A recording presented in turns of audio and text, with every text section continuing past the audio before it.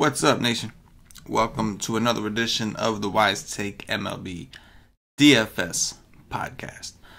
I am your host, CK013. You can find me on Twitter at CK_013.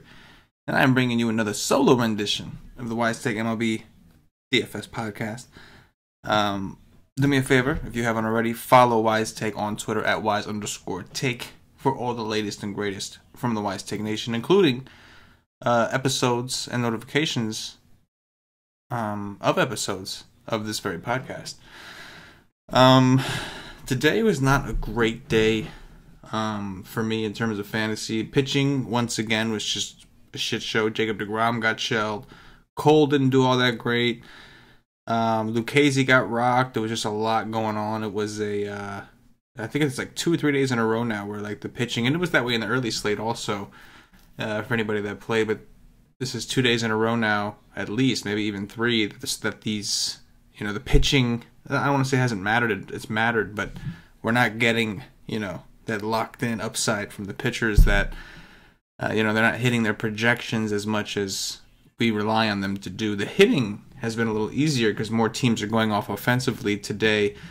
I did have a lot of exposure to the Athletics, to the Mets, even the Phillies, some of these teams that did hit a lot of home runs and did put points on the board, but it wasn't fantasy points, that is, runs. It's the baseball term. But, just a lot of stuff wasn't good enough because you had to have the right pitching combination and get a guy that didn't get you a negative, which deGrom and Lucchesi both got, and those were 2 pitchers I had a lot of. I did have Max Fried, which ended up being one of the better options on the slate, but just not enough. Again, when you pay that kind of money for a deGrom, for Lucchesi, and they get you negative points, it's an uphill battle from there. So looking forward to bounce back. I think that we have a 9-game slate with some interesting options, and I'm excited to talk about this with you all, the Wise Take Nation. Real quick, just going to mention everyone, if you haven't already, check us out at wisetake.com. Make sure you get over there. Do what you do. Check us out. I'll give the rest of the plug at the end of the show. But just a quick reminder, we are a DFS content provider, premium content provider, and more importantly, we're a DFS community. We got it, guys. We grind together, all that good stuff. But we're going to talk about the main slate now for the members, and you can become a member by going to wisetake.com. We do have day passes available. I will be writing an article for the early slate. For those of you interested in playing, I'm not going to cover that on the podcast. I will be writing an article, though, with my analysis after I've done research. It won't be a first look. It'll be I'm going to dig into that tonight, a little bit tomorrow morning, and I'll have an article ready for you guys. And, of course, the main slate content will be the main content with, full article coverage, cheat sheets, Wise Stream, which is the show we do 2 hours before locks. All that good stuff will happen for subscribers. As far as this pod goes, like I said, we are going to take a look at the main slate. So we'll start off by answering the cash game SB1 question. And as of right now, I think it's Syndergaard, 10-4 on DraftKings. I think you just kind of start here. Haven't seen him pitch great yet. Both of his games were against Washington, which to their credit, they are very tough on starting pitchers. Very, very tough for guys to strike out. We saw Nola again in his second start also struggle for strikeouts. So I think that the matchup against Minnesota, I don't want to call it easy. We saw what they were able to do to deGrom today, which was just unheard of. But I do think Syndergaard is fairly secure. 10-4 is not too high of a price where it's going to inhibit us from doing the things we want to do in cash. And I think he does come with a pretty solid floor. You can see against Washington the first time, he gave him 4 earned runs and he still put up a 14. Not a good score. You're hoping he does, at the very least, the 19 he saw in the next spot. But at the same time, he's at home. He's against Minnesota, who will be losing a DH. They lose a hitter. So I think in cash games we start there. I think the next option I would consider is maybe McHugh at 8-8 against the Yankees. That's kind of the issue, though. You don't really, I don't love picking on the Yankees, but I think that as of right now, it is the night before. But I think the Yankees are like the next lowest projected run total at 3.9. Now, mind you, the Twins are projected for 3.1. So I still think if you have the money, you go to Syndergaard. But I guess if you needed the savings, McHugh is a guy you can consider.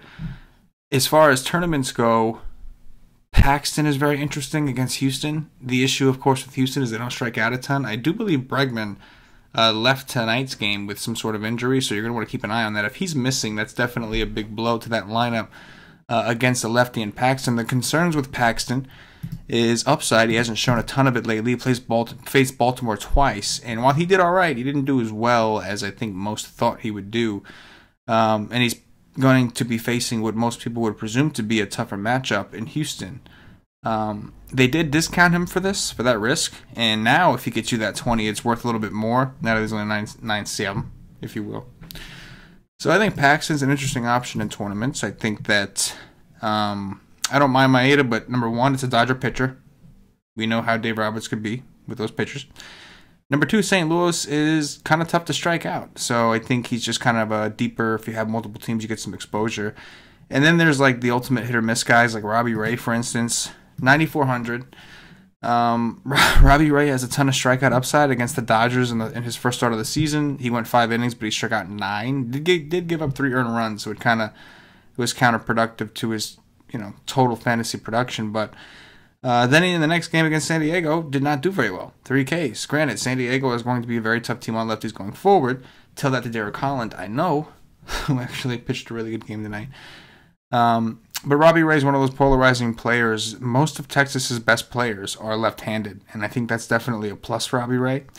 It's just going to be a matter of, can he limit the damage, and how many pitches is it going to take him to get what we need him to get. So Robbie Ray is always going to be a tournament option.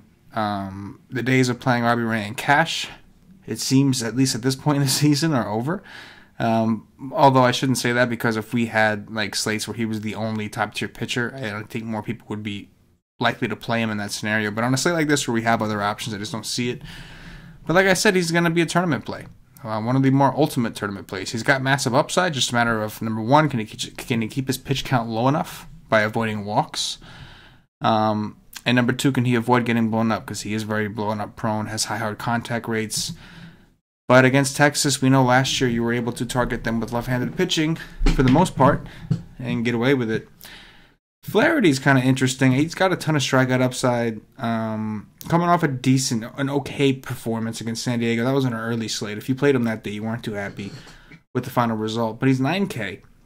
Problem is he's facing the Dodgers, one of the best offensive teams in the National League.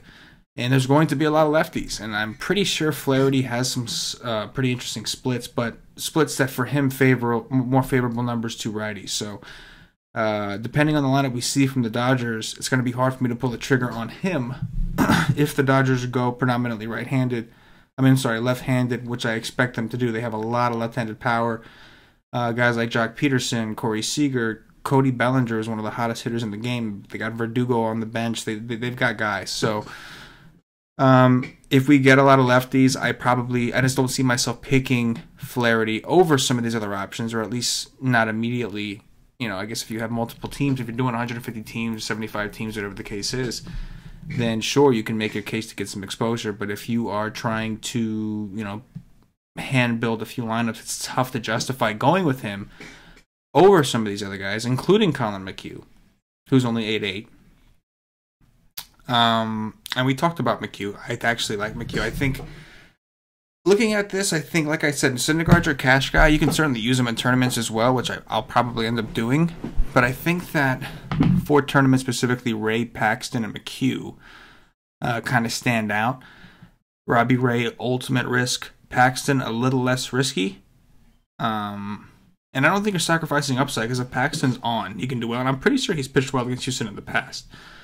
So he might be the tournament winner here, the GPP guy, And then McHugh, of course, provides you with a decent savings against the Yankee team that, albeit they were striking out a lot more the very, very beginning of the season. These last couple of games, I've been impressed. Against Verlander and Cole, not that they're hitting them well, but they're not striking out. And that's some cause for concern. The difference is McHugh's only 8'8", so you don't necessarily need him to go out there and get you 10 strikeouts. It'd be nice, but you don't necessarily need it. Coming down the list, I don't know. Montas is a big maybe. Baltimore's been kind of hot. The ballpark is not good. 8-1 I don't like for a guy like this. But the strikeouts have been there. Against the Angels, a team that's tough to strike out, 6K, 6 innings. It's nothing like over the top, but it's enough. Against Houston, 5 strikeouts, 5 innings. I just don't know if I'm saving enough to take the risk he comes with. That's kind of the issue. Coming down, Kikuchi, we're going to have to be careful with Kikuchi starts going forward, because I do believe every 6th start or something like that, they're going to be letting him throw 1 inning. So we're always going to have to keep them in the back of our mind. He's 8K. Still hasn't thrown 100 pitches. In his last game, he kind of got rocked, so I think that kind of just threw everything out of whack. I don't mind it against Kansas City, but they are kind of tough to strike out right now. And the price isn't all that great. Darvish seems like a very tempting option at 7-4. He's at home. I believe as of now, it is the night before, it's about midnight, 12:20 to be exact. But I believe that there are winds projected to be blowing in from right field at about 18 miles an hour, and it's going to be a little cold. If that is the case, that's definitely a plus for Darvish. A little concerned about upside in this spot. The Pirates are a very tough team to strike out. However, at 7-4 as an SP2 option, I do believe Darvish, you got to think he comes with some sort of safety. The winds are blowing in. We have a lot of Pirate fans at the Nation. Some of them work for us, aka JJ Irv. So I don't want to bash them too hard, but the offense is not overly intimidating. And if we're going to have winds blowing in, that could be beneficial to a guy like Darvish, who, to his credit, did see a pretty, to start off, going to Texas, a team with a ton of lefties to start off the season. Then you go to Atlanta, another team that's extremely, well, not that Texas is, but Atlanta, a very, very tough team to strike out. Also a park where you have a lot of lefties. Park is favorable to lefties. This might be a little bit more of a level playing field, and it'll be his first start of the season at home. So I do think at 7-4, just for the sake of names, he stands out in comparison to guys that are all around him.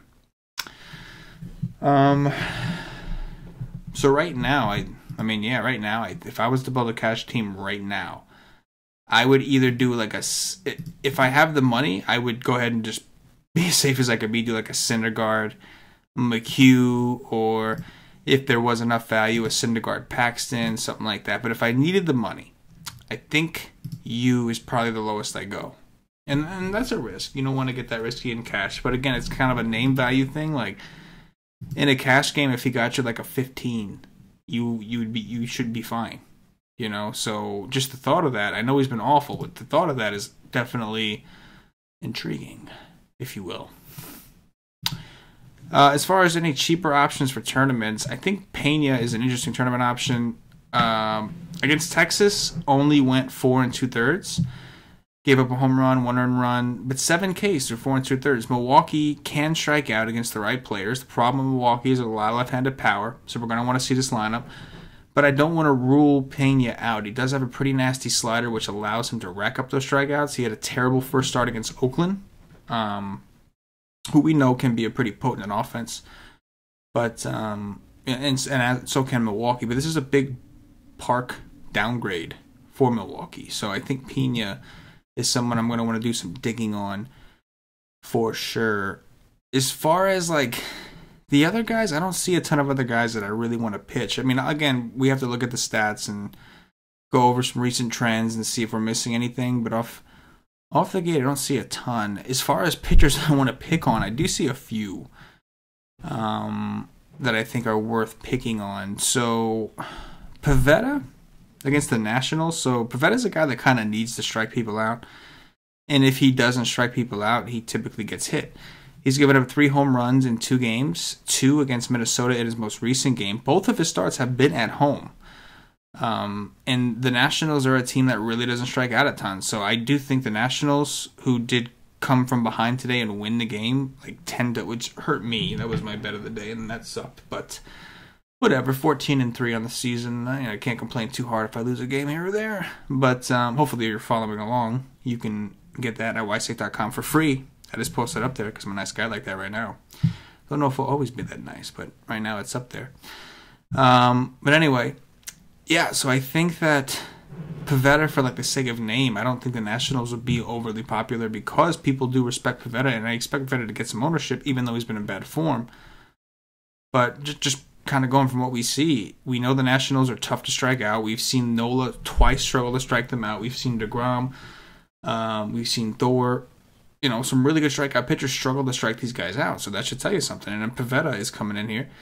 And I think the Nationals, as long as they put the ball in play, are in a pretty good spot to do some damage. So I think that's one way to go. Coming down the list, Dan Straley. Oakland gets Dan Straley. Straley at one time was a decent pitcher in Miami. Coming to Baltimore was probably a big mistake for a pitcher like him. Somebody who's prone to giving up hard contact, someone who's prone to give up fly balls, and you're playing in Baltimore. Tough spot.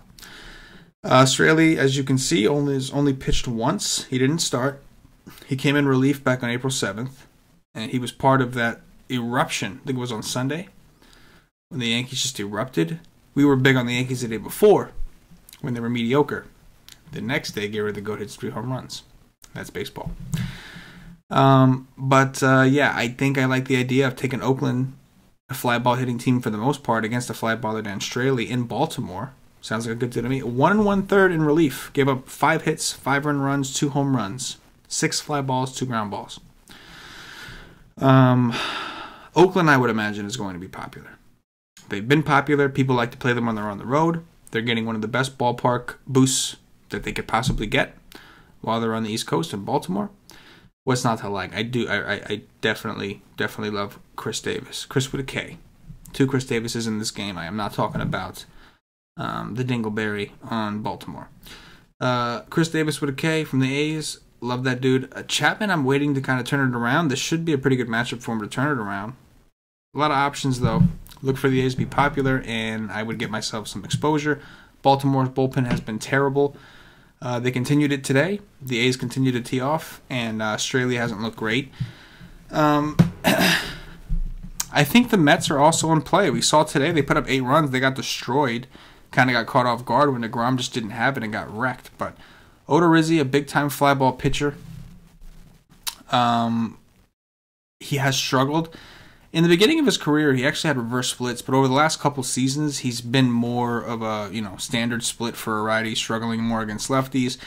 And the Mets have a lot of lefties. I think that Robinson Cano is only like 3,800 on DraftKings. I think he makes a lot of sense in cash games. A guy that doesn't really strike out a lot, only 3,800, very cheap. Should be batting like second or third, probably third behind Peter Alonso, assuming he plays. But Odorizzi's a big-time fly ball guy, and the Mets are swinging a good bat. We saw Nemo and Conforto both hit home runs yesterday. And just in general, to be able to fight back, even though they were down pretty much the whole game, they did fight back, and they put up 8 runs. So I'm not intimidated by the Minnesota bullpen by any means. I'm not intimidated by Odorizzi. The Mets aren't really a high strikeout team, especially against righties.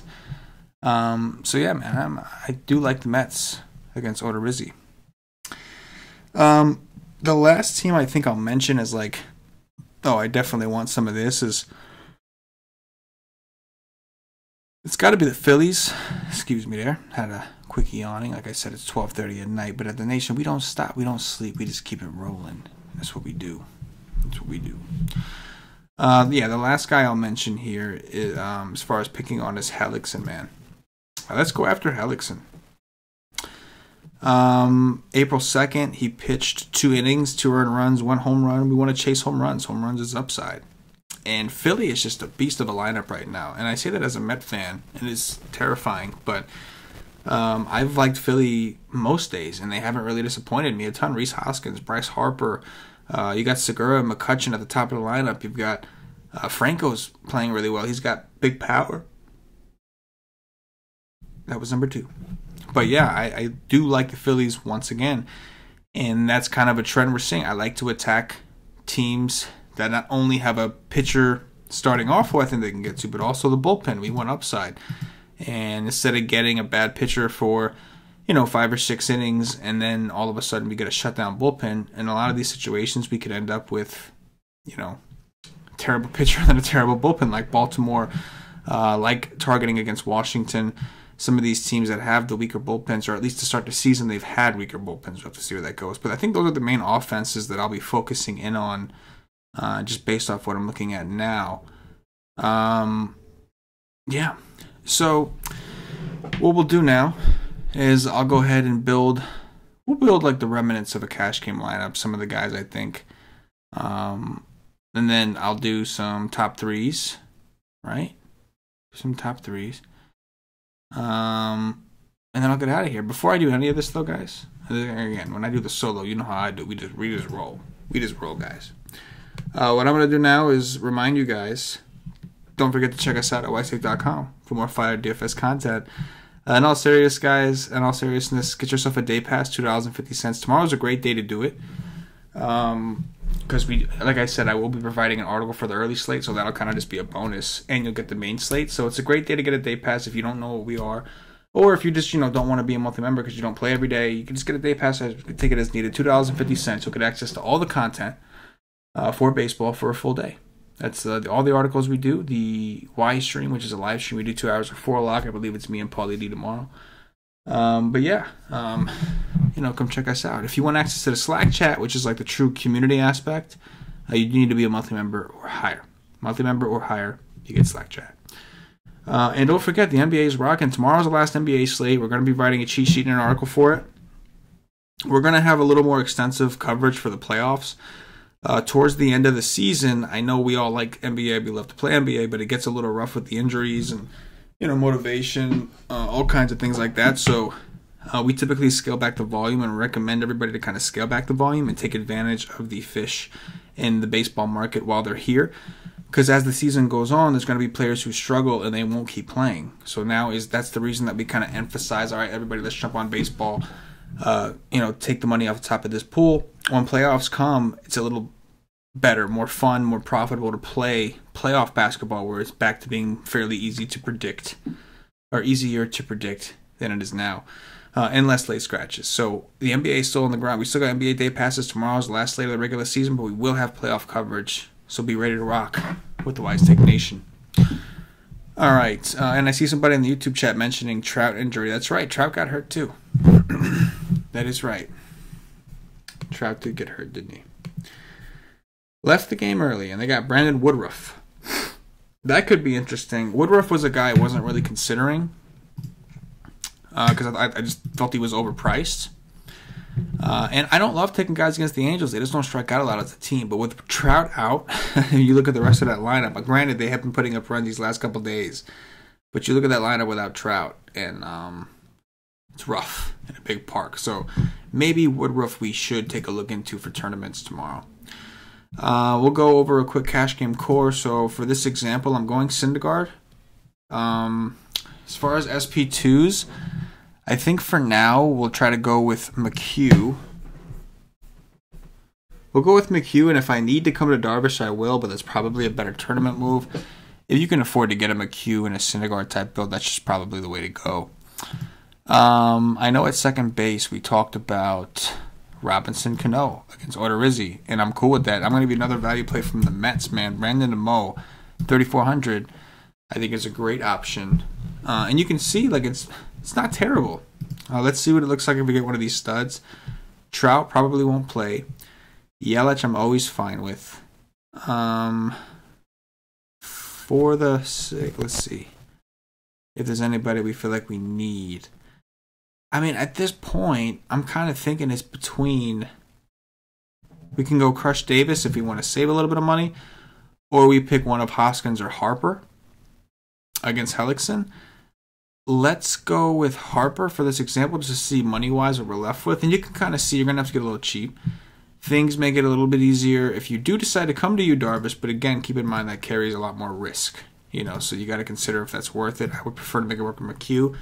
But I think Cano and Nemo, there you go, are tremendous value options on DraftKings for cash games. And again, I told you guys, I like the Met stack anyway, so that'll be, something I'm going to dig in on. All right, so my top 3 pitchers as of right now are probably going to be, and just overall, cash tournaments, whatever, just overall my favorite. I would have to say Noah Syndergaard, number 1, James Paxton, number 2, and the SP1 option would have to be McHugh. My favorite risky option right now is going to be Darvish. 74, which could definitely bite me in the ass. He's been terrible. I've been having fun stacking against him since last year. But it's the Pirates, and it's a really good price. So I guess your Darvish would be my cheaper option right now. And as far as stacks go, I think that the Mets are definitely one of them against Odorizzi. Oakland, back to the well with Oakland. And then I'll lean with Philly. I think Washington is also a nice low-owned option, but I'll go with Philly, get Hellickson, plus the bullpen. Let's rock with that now. Now we got to do some home runs. So let's take a look at this and see. I'll go with Chris Davis, number 1, to hit us a home run. Let's go with...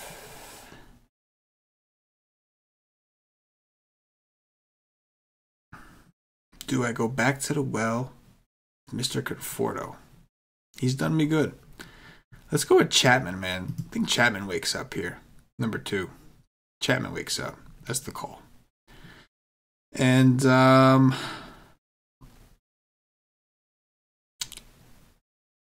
gotta go with Rhys Hoskins. So Rhys Hoskins, Chapman, Chris Davis. Chris Davis with a K from Oakland. That would be my home run calls. And that is going to do it, ladies and gentlemen, for the solo edition, another solo edition of the Wise Take MLB DFS podcast. I appreciate y'all rocking with me, whoever's out there, appreciate you. If you were watching on YouTube, please click that thumbs up, that like button, subscribe to the channel. If you're watching on Facebook, give us a like and a share to support the Wise Take Nation. If you're watching us on Twitch or Twitter, give us a follow, give us a retweet, and if you're listening to us on Podbean or iTunes, give us some 5-star reviews. Help us up those charts.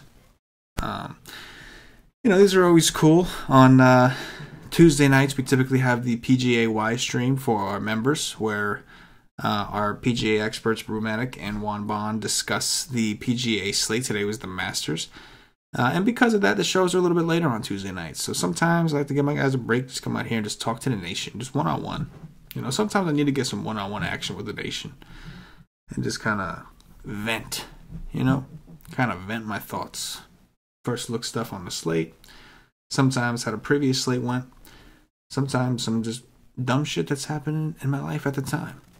But the nation is always there to listen. Even if they don't actually care. They're always there to listen. I'm going to try to put some betting stuff on the site tomorrow. I will be writing an NBA article for the main slate tomorrow. I'll have an early article for the baseball early slate. And I will, of course, have... I'll be on the Y stream with Paulie D, giving our takes after we've done our research on this MLB DFS main slate. Come see if anything changes, see what stayed the same, see what emerged. Anyway, for myself, the entire Wise Take Nation, as always, good luck. Yeah.